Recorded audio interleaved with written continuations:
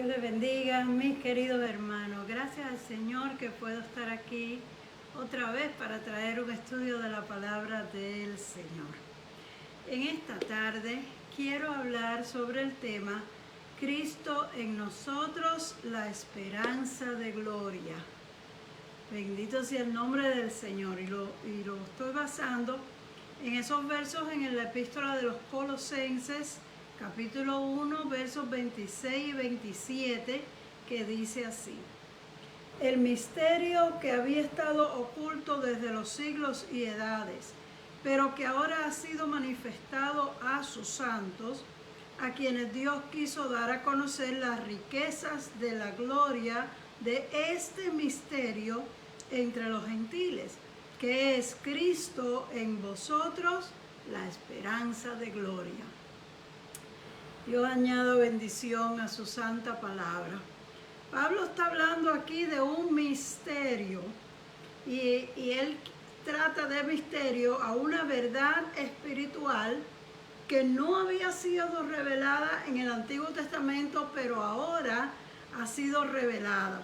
Y la palabra misterio quiere decir algo que no se sabe, algo que está oculto o algo que cuando uno lo oye no lo puede entender, como que no tiene explicación.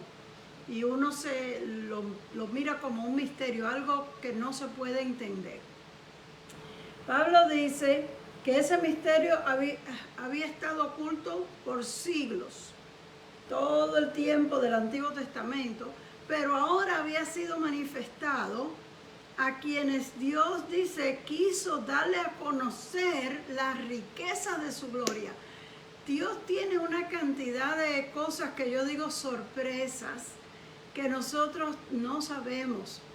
Pero bueno, una vez la palabra dice que cosas que ojo ni vio ni oído oyó son las que Dios tiene preparadas para los que le aman. Y esos son los misterios que habla Pablo. Y poco a poco Dios va revelando esas cosas y cuando nosotros las descubrimos, pues nosotros nos quedamos encantados y maravillados de lo grande que es el amor de Dios para con nosotros y las cosas lindas que tiene. Entonces mire lo que es el misterio. El misterio es Cristo en vosotros, la esperanza de gloria. Bueno, el misterio de Cristo en nosotros, la esperanza de gloria, no es que Cristo está con nosotros, sino que Cristo está en nosotros. Si nosotros podemos comprender esa verdad nos transforma y nos lleva a una intimidad con un Dios que es todopoderoso, que está dentro de nosotros. Es que la situación del ser humano es así. Dios creó al hombre a su imagen, pero el hombre pecó. Y el pecado hizo una separación entre Dios y el hombre. El hombre no tenía esperanza. La Biblia dice que estaba destituido de la gloria de Dios. Y destituido quiere decir desposeído. Se le quitó todo el derecho. Pero Jesús vino a llevar nuestro castigo al morir en la cruz. Allí Él nos salvó del poder del pecado. Fíjese cómo lo explica el apóstol Pablo en Romanos 6. Dice: por cuanto murió, hablando de Jesús, al pecado murió una vez y por todas, mas por cuanto Él vive, para Dios vive. Así también vosotros consideraos muertos al pecado, pero vivos para Dios en Cristo Jesús, Señor nuestro. No reine pues el pecado en vuestro cuerpo mortal, porque el pecado no se enseñoreará de vosotros, pues no estáis bajo la ley, sino bajo la gracia. Fíjese cuál es el asunto aquí. El pecado no puede reinar, gobernar nuestras vidas, porque Cristo venció el pecado, venció la muerte, venció a Satanás. Entonces antes el diablo tenía a la gente, vamos a decir, atrapada, cautiva, y los arrastraba a lo que ellos querían. Pero Cristo venció a Satanás, al pecado, a la muerte, y dice la Biblia que los expuso públicamente cuando Él murió en la cruz. Por lo tanto, El pecado no se puede adueñar de nosotros. Nosotros tenemos potestad para echar fuera al enemigo y para vivir libres por la gracia del Señor. Esto es lo que quiere decir, que cuando Jesús murió en la cruz, borró de nosotros todo pecado y nos dio la capacidad para que nosotros podamos vencer al diablo. Mira cómo lo explica en Romanos 8:10. Porque la ley del Espíritu de vida en Cristo Jesús me ha librado de la ley del pecado y de la muerte. La ley del Espíritu de vida me libra de la ley del pecado.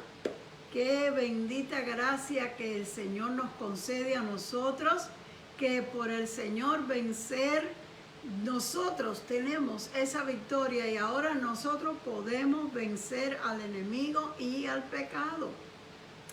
Y cuando el apóstol Pablo dice la esperanza de gloria, esa esperanza de gloria quiere decir que un día Jesús va a venir por nosotros y nos arrebatará de este mundo para llevarnos a su presencia. Esa es la esperanza que todo cristiano tiene, que esta vida no es todo. Esta vida llena de luchas y de problemas y de sacrificios no puede ser todo lo que existe. Hay algo mejor. Esa es la esperanza de gloria. Y es una verdad bíblica que Cristo vive en nosotros. Pablo dice, esto es un misterio. Y ahorita vamos a abundar un poquito más por qué dice él que es un misterio. Pero es una realidad que Cristo puede morar dentro de nosotros. En Efesios 3, él dice, para que habite por la fe Cristo en vuestros corazones. Cristo puede habitar, vivir, morar dentro de nuestros corazones. Y nosotros no podríamos participar o experimentar esta bendición si no fuera porque fuimos salvos, porque nos entregamos a Cristo. El día que tú abres tu corazón a Cristo, que en el Apocalipsis dice aquí que yo estoy a la puerta y llamo. Si alguno oyere mi voz y abriere la puerta, yo entraré a él, cenaré con él y él conmigo.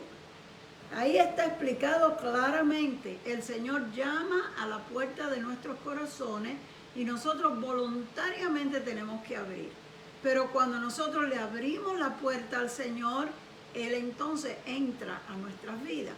Desde ese momento Cristo vive en nosotros. Y cuando Él entra a nuestras vidas, tiene que comenzar haciendo una transformación porque se encuentra un montón de cosas que no están bien, que no le gustan. Y ahí empieza el Señor a transformar y a cambiar nuestras vidas para hacernos, como dice el apóstol Pablo, para transformarnos a la imagen de su Hijo Jesús.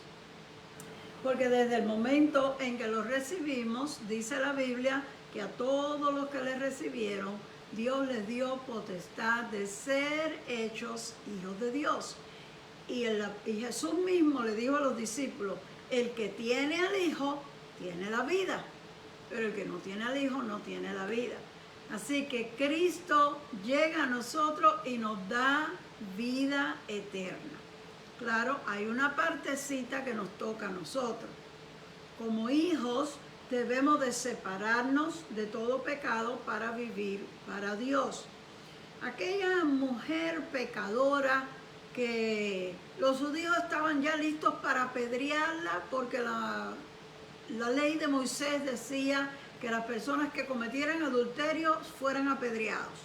Y ellos agarraron a esta mujer y ya estaban listos para apedrearlo, pero por sí o por no vinieron a preguntarle a Jesús qué él creía de eso. Se la tiraron allí. Esa mujer estaría muerta del susto porque ya sabía lo que le iba a pasar. Era ley y eso ya lo habían hecho anteriormente. Ya sabía que eso era muy posible, que era lo que le iba a pasar a ella. Pero Jesús empieza que no les contesta rápido. Cuando ellos le preguntan, ¿qué tú dices? No contesta rápido Y la Biblia dice que se agachó en el piso que era de tierra y con su dedo comenzó a escribir. ¿Qué habrá escrito el Señor en la tierra? No dijo una palabra y ellos allí esperando. Y él con su dedo escribiendo sobre la tierra. Yo no sé, pero yo me imagino que a lo mejor estaba escribiendo pecados, nombres de ciertos pecados. Ira, odio, hipocresía, envidia. Muchas de las cosas que él sabía que estos que tenían la piedra en la mano estaban listos para pedir a esta mujer. Y como Jesús lo sabe todo, empezó a hacer una lista, me imagino yo, de todos los pecados que ellos tenían. Y ellos esperando y a lo mejor empinándose a ver qué es lo que está escribiendo, que está tan entretenido y no nos contesta. Y a lo mejor al asomarse a mirar, veían sus propios pecados escritos ahí en la tierra. Esa es mi imaginación, porque la Biblia no dice qué era lo que él estaba escribiendo. El asunto es que después de un rato Jesús les dice, bueno, el que de ustedes no tenga ningún pecado, que tire la primera piedra. Ellos estaban respaldados por la ley de Moisés, que la persona que cometiera adulterio fuera apedreada. O sea, ellos podían decir, pero tenemos derecho de hacerlo. Pero cuando Jesús dijo, el que esté libre de pecado, tire la primera piedra, nadie se atrevía a ser el primero. Me imagino que todos se quedaron congelados, esperando a ver quién tira. Y nadie se atrevió a tirar. En vez, poquito a poco, se fueron desapareciendo. Y al rato, yo creo que aquella mujer estaba tirada en el piso, esperando los golpes, no se atrevía ni a mirar. Pero al rato que Jesús está viendo que ya todos se fueron, le pregunta a la mujer, le dice, mujer, ¿dónde están los que te acusaban? Creo yo que ese sería el momento en que ella levantó los ojos a mirar, y cuando mira así poquito, no ve los pies de nadie, Cuando levanta la cabeza, no hay nadie. Yo imagino que ella se debe haber quedado asustadísima, porque eso no pasaba. En esos países orientales, cuando la gente es como se vuelve como un motín, yo creo que el mismo diablo los acelera. Están como en una euforia que quieren hacer lo que van a hacer. No era normal que se hubieran ido sin haberle tirado las piedras. Y ella, sin saber qué más decir, dice, pues no hay nadie, Señor, se fueron. Y oiga lo que Jesús le dice a ella, yo tampoco te condeno. Vete y no peques más. No le dijo, no estaba tan malo lo que hiciste, no te condeno porque en realidad tú no tenías culpa. No la justificó en ninguna forma. Pero la absolvió, le dijo, yo tampoco te condeno. Vete y no pegues más. En otras palabras, no te estoy absolviendo para que regreses al mismo estilo de vida que tenías. Ya que pasaste por esto y ya que sabes que te pueden coger en la trampa, no lo vuelvas a hacer.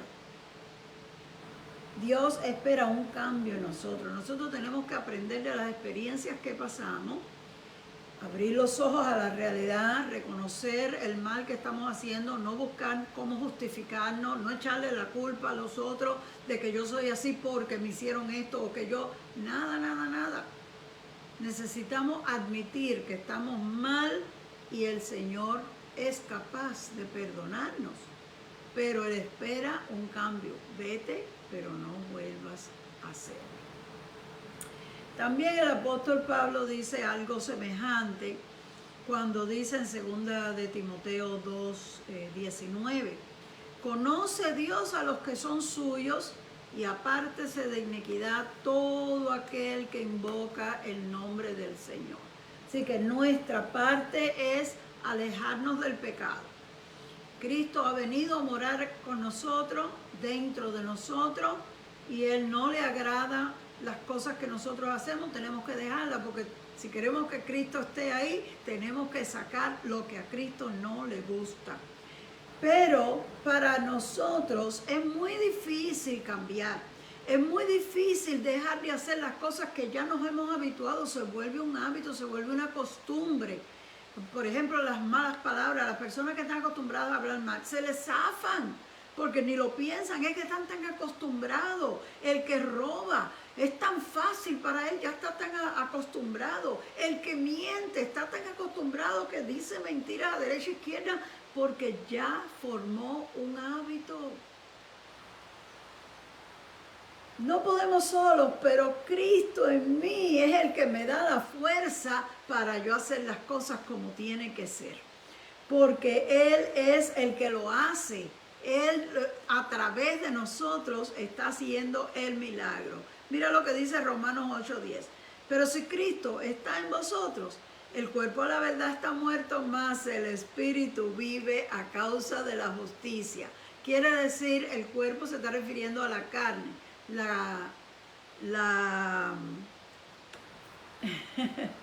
Esa característica carnal de uno, eso es lo que tiene que morir al viejo hombre, a las malas costumbres, a los malos hábitos, a todas las cosas que le ofenden y no le agradan a Dios. Eso tiene que morir. Y el espíritu, que es lo que hay en nosotros, que anhela las cosas de Dios, eso está vivo a causa de la justicia. ¿Sí? Cristo dentro de mí me da vida espiritual. Porque Jesús dijo que el que tiene al Hijo tiene la vida. Y otro día dijo, el que oye mi palabra y cree al que me envió, tiene vida eterna. Y no vendrá a condenación, mas ha pasado de muerte a vida. Así que Cristo en nosotros nos da la vida eterna. Cristo en nosotros es la clave para nosotros poder someternos al señorío de Cristo. No es fácil, humanamente hablando, someter nuestra voluntad a la voluntad de Dios, porque la carne quiere arrastrarnos hacia lo malo, jala con fuerza hacia lo malo. Pero Cristo dentro de mí me lleva a que yo pueda someterme a la voluntad de Dios. Y mira cómo Pablo lo explica, dice, ya no vivo yo, mas Cristo vive en mí. Y lo que vivo ahora, ya no lo vivo en la carne, pero lo vivo en la fe del Hijo de Dios. Quiere decir que cuando Cristo está dentro de nosotros, nosotros cedemos nuestra voluntad y entonces Cristo es el que está, se puede decir, viviendo a través de nosotros, porque nosotros estamos haciendo la obra de Cristo, hablando palabras de Cristo, haciendo lo que haría Cristo. Somos nosotros las manos, los pies, la boca de Cristo en esta tierra. Eso es lo que Pablo quiso decir. También Cristo en mí establece una relación íntima con Dios. En Juan 14 Jesús dijo de esta manera, el que me ama mi palabra guardará, y mi Padre lo amará, y vendremos a Él y haremos en Él morada. Quiere decir que desde el momento que tú entregas tu vida a Cristo, el Señor se pone tan contento, Él viene a morar en tu corazón, Él quiere vivir ahí, Él quiere establecer esa comunión y esa relación contigo. Cristo dentro de nosotros es la clave para poder vencer al diablo. Porque dice en 1 de Juan 4:4 que es mayor el que está en nosotros que el que está en el mundo. Si Cristo está contigo, como Él es mayor, tú puedes vencer todas las fuerzas del enemigo, porque el poder de Dios es mucho mayor que el poder del diablo y de todos los demonios. Pero nosotros solos, en nuestra propia fuerza, no podríamos ganarle. Por eso es que la gente que no tiene a Dios vive haciendo toda suerte de pecados, se meten en vicios, caen en cosas horribles y no saben cómo salir de eso. Y a veces uno los lleva a consejería y ellos se dan cuenta que están mal, muchos de ellos lloran, muchos de ellos prometen que van a cambiar, pero no pueden. Y siguen haciendo lo mismo, porque sin Dios es imposible para el ser humano hacer un cambio tan grande. El diablo y todos esos demonios son más fuertes que nosotros, pero con Cristo dentro de nosotros, Él es mayor y su fuerza es mayor para que nosotros podamos vencer al enemigo. Otra cosa que nos dice la Biblia es que Cristo dentro de nosotros es el que asegura los cimientos de nosotros. El cimiento es la base donde estamos fundados. Y mira como dice el apóstol Pablo: para que Cristo more por la fe en vuestros corazones, a fin de que arraigados y cimentados en el amor, seáis capaces de comprender cuál es la anchura, la longitud, la profundidad y la altura, y de conocer el amor de Cristo. Así que Cristo en nosotros es el que nos hace capaces de nosotros poder entender lo grande que es el amor de Dios. Y déjame decirle, ese es otro misterio en sí mismo. ¿Por qué Dios nos amó a nosotros? Eso es un misterio porque no tiene explicación. ¿Quiénes somos nosotros? Gente tan dada al mal, tan llena de faltas, de errores, cometemos tantas cosas que no debemos de hacer y decimos tantas cosas que no debiéramos de decir. ¿Por qué Dios nos va a amar? Pero el apóstol Pablo dice, cuando Cristo mora en ustedes, los hace capaces de entender que a pesar de todo lo que hayamos hecho, Dios nos puede amar. No le gusta quizás lo que estamos haciendo y nos va abriendo el entendimiento para que nosotros podamos entender y hagamos el esfuerzo para cambiar, y Él nos ayuda a cambiar. Así que no le gusta, no nos los pasa por alto, pero nos sigue amando. Nos ama a nosotros porque somos sus criaturas, y Él sabe que si nos sometemos a Él, Él puede transformar nuestras vidas. Así que es un misterio nosotros poder amar, nosotros poder comprender el amor de Dios para nosotros. Hay algunas personas que no conocen al Señor y son tan sinceros que cuando tú les hablas de Dios te dicen: yo no puedo, yo tengo que arreglar algunas cosas antes de yo poder venir. Como que ellos se dan cuenta de que están tan mal que en esa manera no pueden servir a Dios. Ellos se dan cuenta que no hay lógica en que Dios los quiere ayudar ni nada cuando ellos están viviendo una vida tan mal. Y nosotros sabemos que esa es una realidad, pero nosotros sabemos que el amor de Dios sobrepasa todo entendimiento, se va por encima de lo que nuestra mente pudiera entender o razonar, porque Dios nos ama a pesar de todas estas cosas. Y está dispuesto a darnos la mano, a levantarnos y a sacarnos de todos esos enredos en los cuales a veces nosotros estamos metidos. Esto es lo que quiere decir cuando Pablo dice esto, dice: y que puedan conocer el amor de Cristo que excede a todo conocimiento, para que sean llenos de toda la plenitud de Dios. Lo que quiere decir es que Cristo en nosotros nos capacita, primero para que podamos comprender cómo Dios nos ama, y luego para permitirnos llenarnos de la plenitud de Dios para que podamos vivir una vida de victoria. ¿Qué significa eso de la plenitud de Dios? Para que seamos llenos de la plenitud de Dios. Dios nos creó con capacidades para que nosotros pudiéramos alcanzar cosas grandes, y esta tierra no puede satisfacer esas necesidades. Nosotros, cuando no tenemos a Cristo, sentimos como un vacío dentro de nosotros. Hay algo, nos falta algo, y a veces no sabemos. Y muchas personas empiezan a tratar de satisfacer esa necesidad en los lugares equivocados y haciendo las cosas equivocadas. Tratan de buscar diversiones, tratan de buscar cosas que les distraigan la mente o que los ayuden a sacar la mente de los problemas que tienen. Y entonces se dan a la bebida, se dan a drogas, se dan a otras cosas para olvidar la realidad de las cosas tan terribles que están pasando, y aunque sea por un momento estar por las nubes. Porque nosotros tenemos dentro de nosotros una capacidad para alcanzar algo mayor de lo que hay en este mundo. Y solo Cristo lo puede hacer. Lo que nosotros necesitamos es a Dios en nuestra vida, es a Cristo en nuestro corazón. Y cuando Cristo viene a nuestras vidas, entonces nosotros somos llenos de esa plenitud de Dios. ¿Qué quiere decir? El gozo, la paz, el amor que Dios derrama dentro de nuestros corazones. Por eso es que cuando uno viene al Señor hay un cambio tan grande, que se le considera una nueva criatura, un nuevo nacimiento, porque el cambio puede ser radical de una persona mal hablada, malintencionada, desconsiderada, abusadora, tramposa, a una persona justa, a una persona amable, a una persona considerada para los demás, que desea ayudar a otros. Es un cambio total, total lo que Dios hace en nosotros. Porque ese cambio empezó de adentro hacia afuera.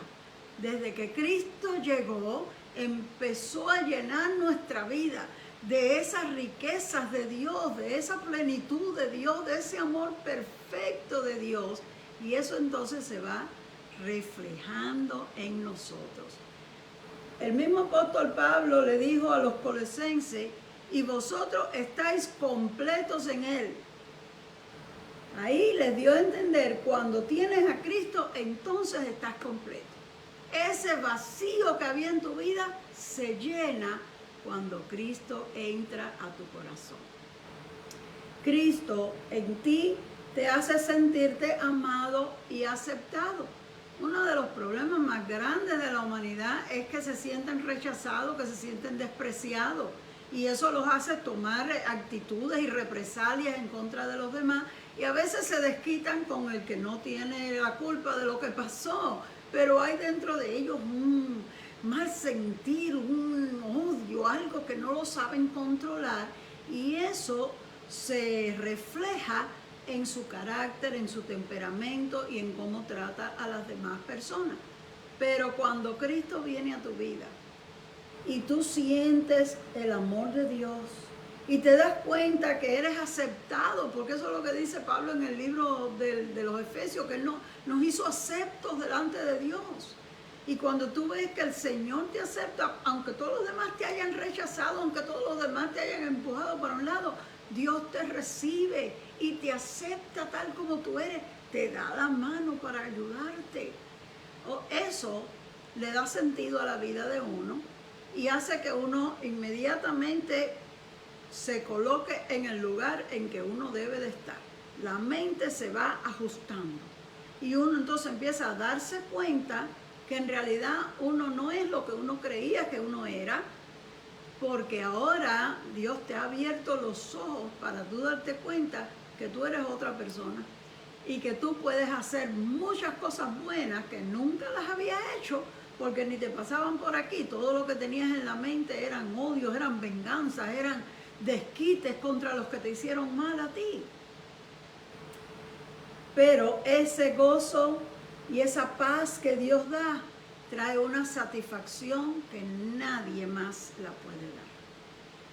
Cristo en nosotros nos da una fortaleza increíble de tú sentirte que no sirves, que no puedes, que no tienes lo que se necesita, a tú empezar a sentirte tranquilo porque Dios está contigo. Sí, te das cuenta que no sabes y que no puedes, pero ahora tienes quien te ayude. Ahora el Señor está de tu lado y eso te empieza a dar una seguridad y una confianza hasta el punto que el apóstol Pablo llega a decir: todo lo puedo en Cristo que me fortalece. Esa es una declaración muy fuerte, muy grande. Todo lo puedo, yo puedo hacerlo todo. No es porque nosotros tengamos tantas habilidades, ni seamos tan inteligentes, ni tengamos todos los recursos económicos para decir yo puedo hacer lo que yo quiera, sino porque yo me doy cuenta que la fuerza que hay dentro de mí me lleva a vencerlo todo y echar para adelante en cualquier situación y en cualquier circunstancia de la vida. ¿Y cómo es esto? ¿Quién es este Cristo que vive ahora dentro de nosotros? Bueno, Pablo lo explica con diferentes formas y en una ocasión él dijo que Cristo es Dios manifestado en carne. Que Cristo viene a vivir en ti, pero Cristo es Dios. Nos dice también que Él es la imagen del Dios invisible. Nos dice que Cristo es el primero que todas las cosas, que Él es por quien todas las cosas fueron creadas y nada de lo que es hubiera sido hecho, ya que todas las cosas, sean visibles o invisibles, sean tronos o dominio o principados o potestades, todas las cosas fueron creadas por Jesús y para Jesús. Eso lo dice el apóstol Pablo en Colosenses 1:16. Y ahí mismo en Colosenses sigue diciendo, dice, y Él es la cabeza de la iglesia. Él es maravilloso, Él es soberano y poderoso Salvador. Él es el primogénito de entre los muertos y Él es el que tiene preeminencia en todas las cosas. Él es el que sostiene al universo con el poder de su palabra. Él es el testigo fiel y verdadero. Él es el que era y el que ha de venir. Él es el primero y Él es el postrero. Él es el alfa y Él es omega. Él es el que estuvo muerto pero vive por los siglos de los siglos. Él es soberano rey, rey de reyes y señor de señores. Y yo te pregunto hoy, ¿tiene Jesús preeminencia en tu vida, en tu profesión, en tu familia, entre tus amistades? ¿Es Él el primero? Porque dentro de nosotros hay una lucha. Y la lucha es entre yo y Cristo. Hay dos fuerzas que quieren tomar el control de nuestra vida. Cristo ha llegado a tu vida y Él quiere ser tu dueño y tu Señor. Pero el yo nuestro lucha por seguir haciendo nuestra propia voluntad. Un día Pablo llegó a decir de esta manera, el mal está en mí y lo que yo quiero hacer no lo hago y lo que no quiero hacer, eso hago. Y luego termina diciendo, miserable de mí, ¿quién me librará de este cuerpo de muerte? Pero entonces proclama victorioso, mas gracias sean dadas a Dios por medio de Jesucristo. En otras palabras, el apóstol Pablo, después ya de ser predicador, se da cuenta que todavía a estas alturas, todavía hay una lucha. No es que tú tenías una lucha antes, pero ya te convertiste al Señor y ya todo está bien. Toda nuestra vida, la carne va a estar luchando, tratando de volver a coger el control de nuestra vida. La carne son las inclinaciones que hay dentro de nosotros a hacer las cosas mundanas. Pero Dios sigue luchando para que tú te permanezcas sometido y le seas fiel al Señor para que Cristo pueda seguir morando en tu corazón. Porque si al fin y al cabo tú dices, no, pues yo voy a hacer esto y yo quiero hacer esto, es como si le estuvieras diciendo al Señor, échate para un lado, que yo quiero hacer lo que a mí me da la gana. Entonces, ¿cómo se va a sentir el Señor viviendo dentro de una persona que no quiere someterse a Él? Por eso es que decimos que hay una lucha. Pero Cristo dentro de nosotros nos da la fuerza para nosotros poder vencer al pecado que está tratando de volver a coger control de nuestra vida. Y el apóstol Juan, cuando le escribe sus cartas, la primera, segunda y tercera de Juan, en una de sus cartas dice, les escribo a ustedes jóvenes porque ustedes son fuertes y han vencido al maligno. Quiere decir que nosotros podemos vencer al maligno. Nadie puede decir, el diablo me arrastró y lo tuve que hacer. No. El diablo te tienta, pero tú tienes poder para vencerlo. Tú tienes poder para resistirlo. Y tú tienes poder para someterte a Dios y hacer lo que Dios quiere. Y en conclusión, vamos a volver al principio. ¿Por qué Pablo se refiere a esta declaración diciendo que es un misterio? Porque todo lo que Dios hace es de pura gracia y es que Dios tiene misericordia de nosotros y nos favorece aunque no merecemos nada. Eso es un verdadero misterio. No lo podemos entender. porque Dios nos amó de tal manera, ni por qué nos da tantas bendiciones, nunca lo vamos a poder entender. Pero sí siempre debemos agradecer. ¿Cuántos pueden levantar su mano y darle gracias a Dios y decir gracias, Dios mío, por amarme tanto? Gracias, Espíritu Santo, por haber sido tan paciente conmigo, porque algunos de nosotros éramos bastante cabezones. Pero Dios sigue ahí, porque Él sabe que podemos hacerlo y nos va llevando con amor para que nosotros podamos tener la victoria. Porque Cristo vive en nosotros, nosotros tenemos la esperanza de gloria, que ya dijimos que es la esperanza de la vida eterna. Porque sin Cristo nosotros estábamos perdidos, estábamos destituidos de la gloria de Dios, pero ahora tenemos la esperanza de alcanzar la salvación y un día llegar a la gloria eterna en los cielos. Cuando al fin salgamos de este cuerpo mortal y seamos revestidos de inmortalidad, como dice el apóstol Pablo, cuando dejemos este mundo de aflicciones y entremos a nuestra patria celestial, donde no van a haber más problemas, donde no van a haber enfermedades, cuando entremos en las mansiones que Cristo fue a preparar para nosotros. Esa es la gloria, la esperanza gloriosa de la que habla el apóstol Pablo. Mira, la vida es difícil, es dura, es injusta, es cruel. Estamos oyendo esas noticias de un loco que va y se mete en una escuela, dispara, mata a un montón de niños inocentes. ¿Cuántas cosas nosotros vemos que son bien injustas, bien locas?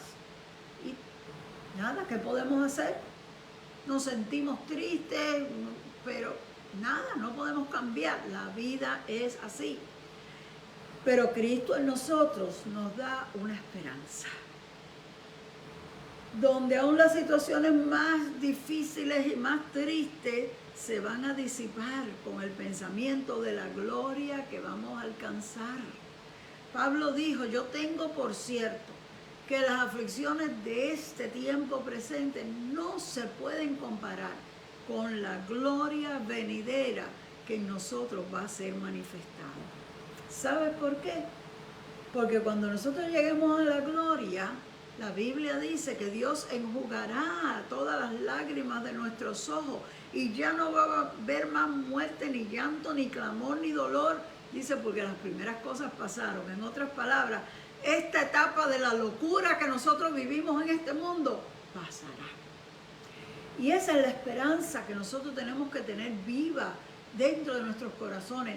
Todas las cosas malas que pasan en este mundo pasarán. Es temporero. Va a haber un día en que nada de eso va a existir. Va a haber un día en que no van a haber problemas, que no van a haber tristeza, que no van a haber angustias de ninguna clase. Y yo no sé si tú estás pasando alguna situación difícil, pero Cristo quiere fortalecerte. Cristo está en ti para fortalecerte, para levantarte la esperanza, para que tú puedas vivir en victoria, para que tú puedas comprender que en medio de todas tus situaciones, Él está contigo. Porque a veces no nos damos cuenta, nos parece que estamos solos porque no lo vemos. Dios es espíritu y no lo vemos, pero Él nunca nos deja solos. No estamos solos. Y Él quiere recordarnos en este día que Él pelea nuestras batallas, que Cristo está en ti. Él es la fuerza de tu vida, Él es la esperanza, Él es la paz y Él es todo lo que nosotros necesitamos para poder vencer. Así que mi querido hermano, si tú tienes algún problema, alguna situación difícil o alguna enfermedad, vamos a cerrar nuestros ojos en este momento y vamos a clamar a Dios. Y reconoce que Cristo está dentro de ti y Él es el que te está dando esa capacidad de tú entender el amor de Dios y alcanzar esa plenitud de Dios para ti. Dios no quiere que nosotros vivamos como hundidos en una desesperación. Sí llegan los problemas, sí llega la tristeza porque vivimos en este mundo y nos afectan. Pero en medio de esas cosas, como que tenemos que respirar hondo y darnos cuenta que aunque yo no lo vea, Dios está aquí. Que aunque yo no sienta nada especial, Dios está a mi lado, nunca me ha dejado, ni te ha dejado a ti tampoco. Y esa es la esperanza que llena nuestras vidas y nos ayuda a seguir hacia adelante. Bueno, pues Dios me los bendiga. Eso va a ser todo en este día y espero que el jueves que viene podamos reunirnos otra vez. Dios me los bendiga y hasta el próximo jueves.